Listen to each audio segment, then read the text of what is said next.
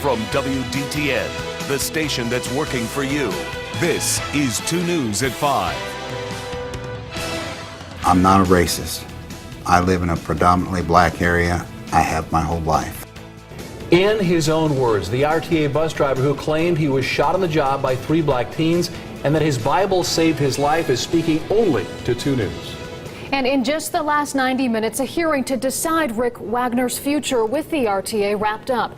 Dayton police presented their evidence last week, saying there were too many inconsistencies with his story. Now, Wagoner met with union representatives and RTA officials today. Right before that, he spoke exclusively with our Marcia Bonhart. She joins us now to explain what's next for Mr. Wagoner. Well, Mark and Katie, I remember that very cold day in February when Rick Wagoner said he was stabbed and shot by 3 black males wearing hoodies and blue bandanas.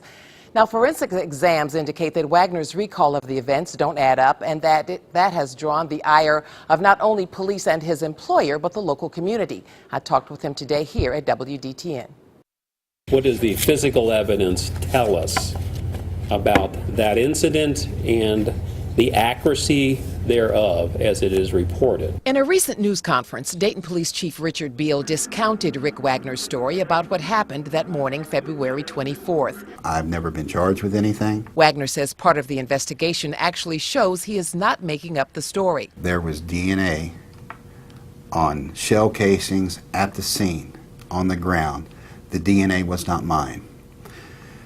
There was DNA of a blue bandana half a block away, and it was not mine. He also says one of the attackers hit him on the head, and that's when he saw stars and the details became less clear. It seemed like a dream, and I told him what I thought happened.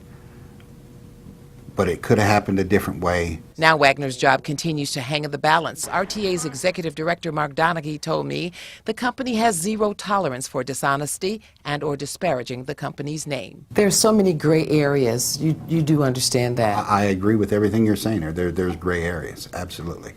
And gray areas are tough to define. Absolutely, they're tough to define. All I can tell you is what I know and what I experienced. I spoke with Rick Wagoner just a couple of hours ago. He was telling me the outcome of today's hearing with RTA. He said he had the utmost support of the union and that the RTA officials said that they will continue the situation a little later. Now, we've told you that local civil rights groups say that Rick Wagoner should face charges. He responds to that and to the police chief. New on 2 News at 6 o'clock. Marcia Bonhart, 2 News, working for you.